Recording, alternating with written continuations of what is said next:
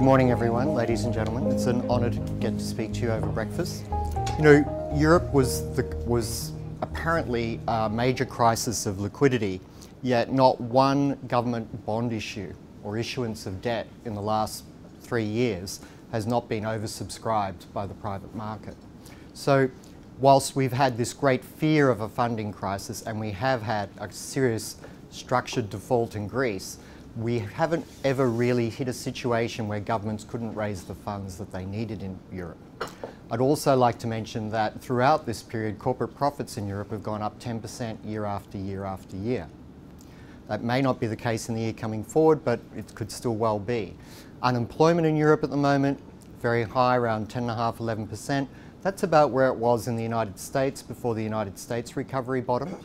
And I think it is important to look across sort of the macro data as well as regional data. And that's especially the case when we get to the Australian market. The reason the euro is going to be a strong currency is because it's the only alternative viable reserve currency to the US dollar. When I addressed APEC in Russia, I said there's going to be 3 equal reserve currencies based on 3 equal political, economic, and even military power units. Those units are NATO, Europe, the United States obviously, and the Chinese, okay?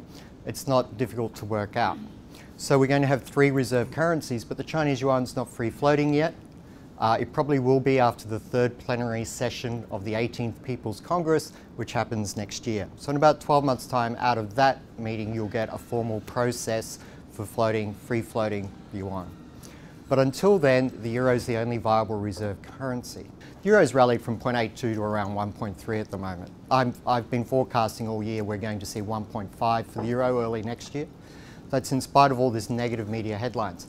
Got to remember that people writing the research have seen people around them lose their jobs, but they suffer from 2 false beliefs. One is that the United States economy still drives the global economic cycle. It doesn't, it lags.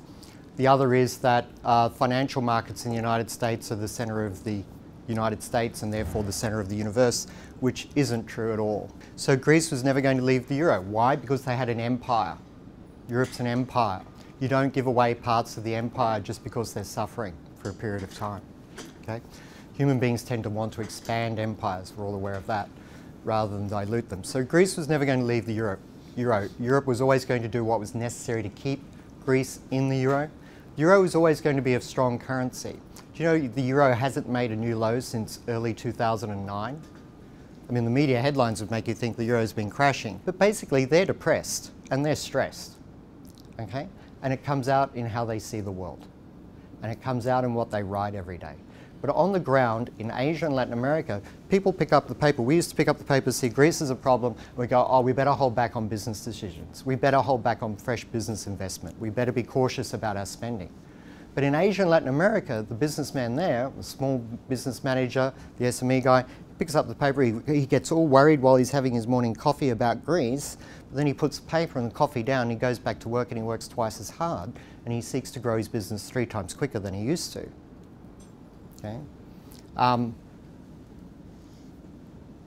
The opportunity, the window of opportunity that's been left open by European and US corporations for SMEs around the world is quite incredible. Because while US corporations, European corporations have pulled back and been cautious, SMEs from Asia and Latin America have just aggressively sought market share growth. And when you start to understand how the world has changed, and I say these things to American audiences, I really like getting up in front of, gave a speech a while back to 600 CFOs in Miami at their sort of annual Treasurers Conference. And before I even got to the lectern, I just looked at them all and I said, you're never coming back. By the way, you're never coming back. The place went a little bit quiet. I said, you're never going to be #1 again. I said, you used to be the world's largest economy. You're not. Eurozone is. Eurozone's $2 trillion a year bigger than the United States. I said, you used to be the world's most entrepreneurial economy. You're not. China is. A lot of jaws dropped then. We've seen so many open mouths. But the United States is never coming back. I call the United States and Europe the old first world. Okay? Asia and Latin America are the new first world. Anyone walks into your office, starts talking about emerging markets in Asia, they don't know what they're talking about. The only emerging nations are in Africa. The two things I'd say that are driving global growth that most people don't get is that the people of Asia and Latin America aspire, and that intra-regional trade drives global growth, and that we're already in a state of new first world. So the new first world is Asia and Latin America. Brazil finances the US deficit. New first world. Old first world, United States, Europe. Capitalism, by its nature, needs to expand to be healthy. It's fully expanded. The two most mature democratic capitalist systems in the world are Europe and the United States. The capitalist system is expanded fully there, profit margins are squeezed and squeezed and squeezed. It drives productivity, certainly.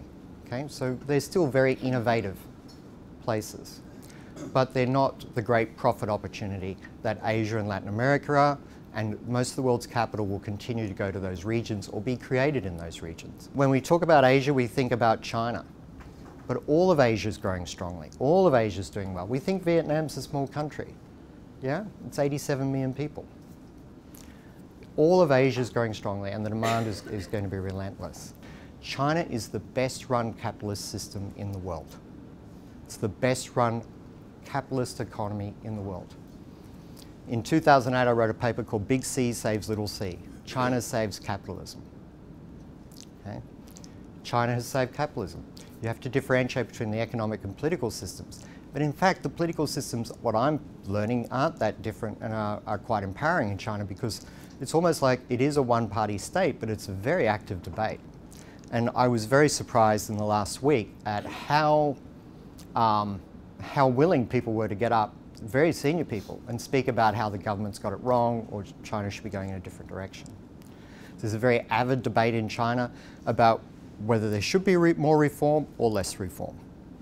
You have to see it as a human process. This isn't an engineered economic boom. This is the lid came off and human beings started to aspire. This is about west to east, agrarian to white collar movement. It's a human tide that's coming at Beijing and Shanghai. And all they can do is try and manage the direction of that pressure as best they can. So don't see it as driven by Beijing. Beijing took the lid off, but now it's driven by the people of China, and that comes through loud and clear. The other major force, and something I've been using for 10 years to understand the world economy, is that intra-regional trade now drives the global economy. That trade with each other in Asia, that trade with each other in Latin America is what's been driving global growth for at least the last 10 years, not the United States. You know, I love to stand up and say, I'm Australian, therefore I'm Asian. You know, we have to stop thinking about where this remote country that operates in Asia. We have to realise we're part of Asia. But when we draw this down to Australia, how does Australia fit in?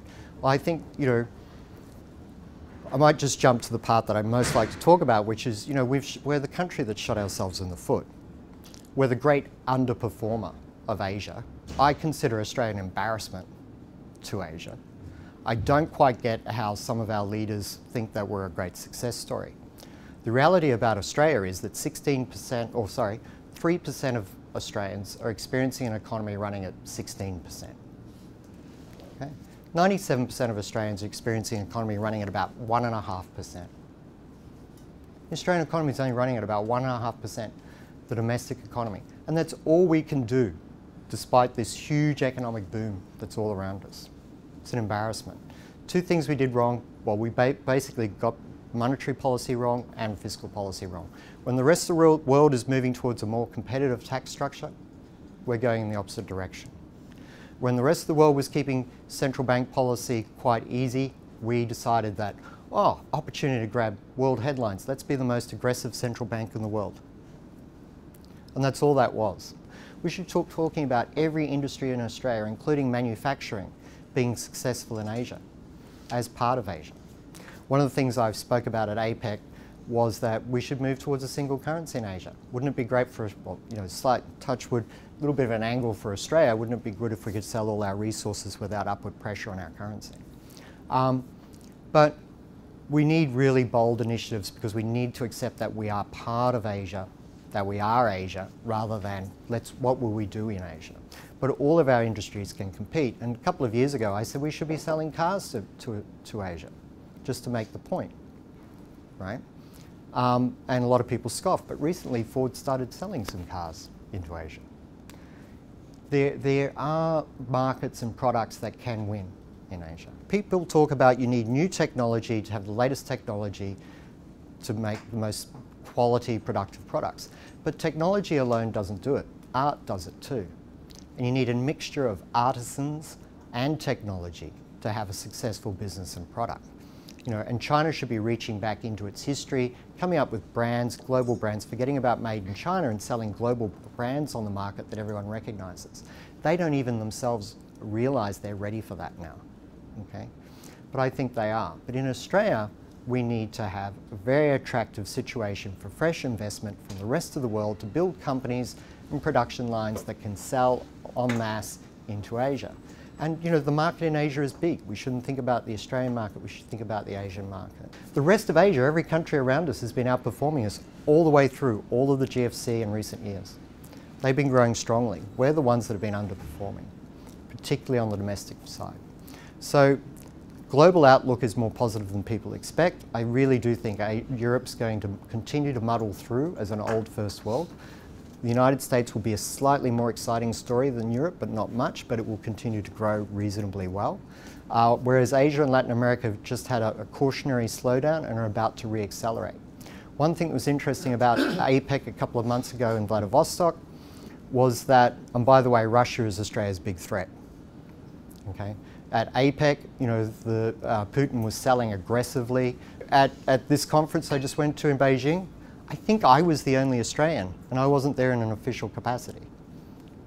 There were dozens of Russians, dozens of Americans. The Russians, again, selling resources, telling the Chinese how they're building new infrastructure through to Vladivostok to sell straight, or through Mongolia, straight into China. Okay? We weren't even there. We're very complacent. Russia is a great threat. My advice to Australian resource companies is start selling your expertise and your technology and buying into Russian miners. Because at this stage, they're really going to take market share from us. But the outlook really to the north is a lot better than people realize. The outlook here will be positive.